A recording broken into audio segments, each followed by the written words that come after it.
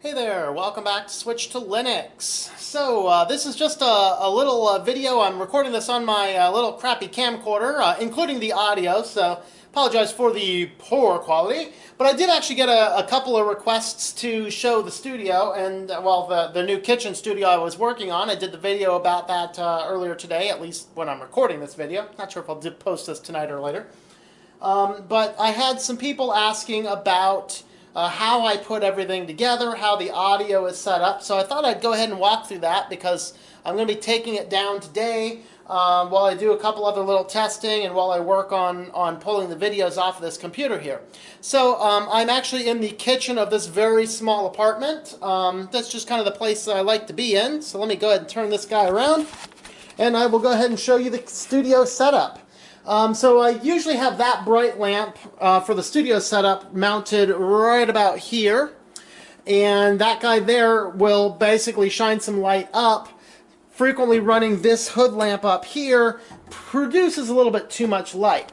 You can see where I have my cameras set up. I have two different cameras I'm using. This one here is the C960. And it is the camera that I'm using for most of my recording. It's probably, if you're looking to get into this stuff and you need a good web camera, that's probably the camera to buy. There is a newer model, the C922. From the comparison videos that I've seen, it's not worth the extra $50 upgrade. It's not significantly better. So this guy there runs about 60, 70 bucks usually, and that's a good one. This camera here is my C615, which is the new one. Also records, I have both of these actually recording on 1080p, which is cool. Last time I tried 1080p on this computer, it didn't actually work.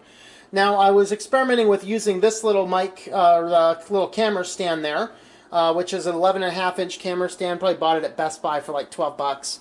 It's okay. Like these here are too, they collapse too easily, and so it's kind of poses some challenges. I'm working on how to fix that. You'll see I have to run that through a USB extender because the biggest disadvantage of this thing is that cable's only like 2 feet long. I don't know, maybe it's 3, I don't know, it's either 2 or 3 feet long. Excessively short cable. It's so short I have to use a USB extender cable to actually get that even over to my USB hub. Here's of course my my Redneck camera mount. Nice hard drive magnet there, you can see. Usually, I've actually tried doing this over top here to view the top. It's okay, except I naturally want to hold what I'm showing a little higher than the camera view. So I'm either want to get a taller camera stand, which I can get for like 30 bucks or so, or I'll just go right back up to this mount, which might just be perfect. Of course, I have another lamp over here. This one's going to be a good lamp to reflect some things back and forth. And now onto the equipment people asked about was the audio equipment. So to do an audio setup, I needed to get a wireless mic system, and I wanted to do that because of moving around a lot. I just can't talk into a good studio mic. So I got this guy here, and this is, what is this, like Audio 2000s. I mean, this thing is low-end stuff. But all my early tests so far, it seems to work great. I went into the local music shop, asked about a device like this. It'd be like 350 bucks. There are some cheap ones you can get on Amazon for like 30 bucks. They had really bad reviews, and so I didn't want to risk that. So I went with the Split. This was about $90. It doesn't feel rugged, but it actually seems very rugged. It seems very good. I've done a few test recordings on here. So to set up a system like this isn't just your basic plug-in, plug into the computer stuff. This is starting to get into real audio equipment. And so you have to learn a little bit about gain, a little bit about peaking out, a little bit just about everything. And so I have this guy here. This device, which was $90, came with one, and this is an omnidirectional microphone. So if you take this guy off, there is only a microphone on one side, and I believe it's back here, on this side back here. Now, some people will use what is called an omnidirectional, which will record from all around. I even thought that that was probably not even the best situation from how I'm recording. But, this guy all came with the kit, so it comes with this guy here, which is a nice headset. It goes right into here. This receiver runs, or the transmitter rather, runs on 2 AA batteries. It does actually come with a very nice carrying case, which is below all my stuff back here. But the transmitter is going to attach to the receiver here, and these receivers will have on the back, it has its power adapter and it has a microphone outline. This is very standard because these are designed for people doing real things into real soundboards. And so what you need to do is, if you do not have a soundboard, is you need to get some type of USB interface. And this is the USB interfacer. A friend of mine has one of these, says it works okay for their situation. And this cost, I don't know, 30, 40 bucks on Amazon. So I went with this guy here. It basically just has my microphone in line. It also has another line in, out, and I can toggle between the microphone line or the in line.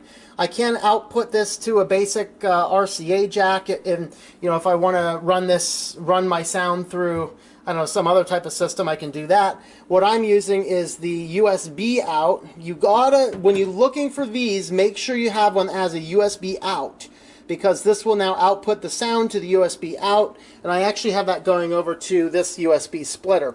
Now I had to put the sound and one camera into the USB splitter. I had to put the other camera into the other USB port, because as I was doing this, I found that if both cameras were in the same USB port, OBS got really confused and could not figure out which camera was which. So, or it might have not have been due to that. It might have actually been due to the fact that there was I might have had an issue dealing with OBS with two different cameras. That might have been it, but I think it was because it was one camera, two USB ports. I don't know. Not sure. But regardless, that's how I fixed that. So here I have my channel 1 gain, which is my microphone, so I had to adjust this. Now I had a friend come over and help with this part because I wanted to make sure I wasn't picking up any other ambient noise, and so I went into another room of the house, talked with all this stuff on, and had him over here making sure I wasn't hitting the peak, because this little peak button here will tell you if you're getting too high. If this peak button is going up high, it means that you're flushing out your sound, and you're going to get a lot of static in your sound. So you want to have a good consistent sound where your typical voice and a little bit more than your typical voice does not peak this. So we didn't have to mess with the level 2, 3 because that's for this one. We don't have to mess with the monitor. That's this port here. This is if you want to hear back. Sound guy wants to hear what's back. And of course, here's your master. You can see we have our master up pretty much on max. We have our gain down here, about here. And then in the system, I have this right around, 90 to 100% input. So that's kind of how I have my volume going in. Audio input going to this guy here, simple power receiver. This guy also is pushing out pretty high volume.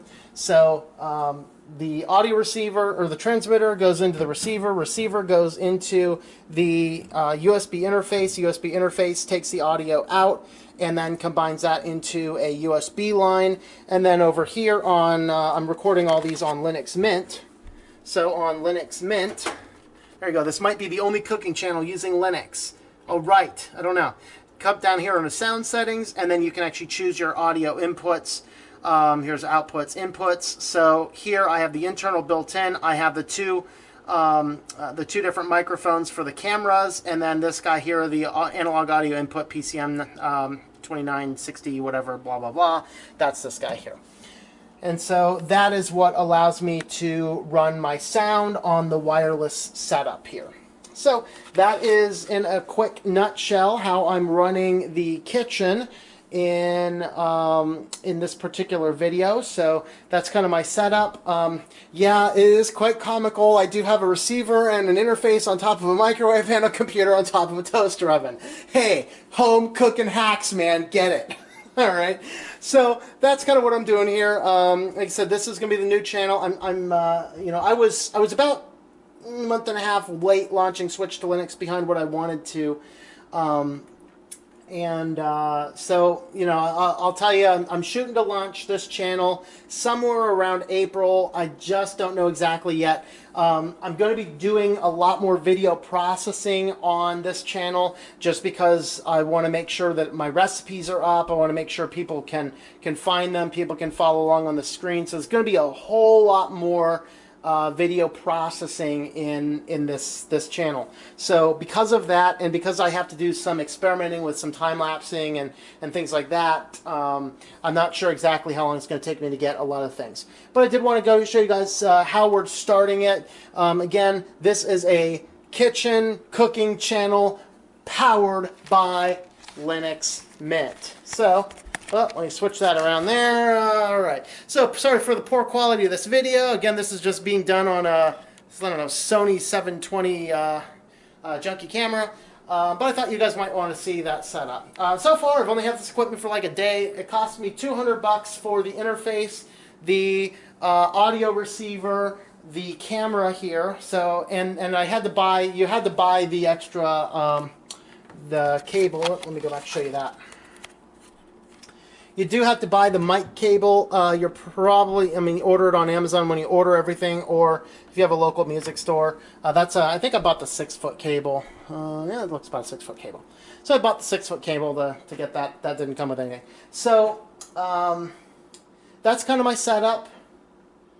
And let's see, was there anything else I wanted to talk about? I think that's about it. All right. Well, anyway, this has been Tom, and this is the cat. And we just want to say, we hope that you enjoy switching to Linux.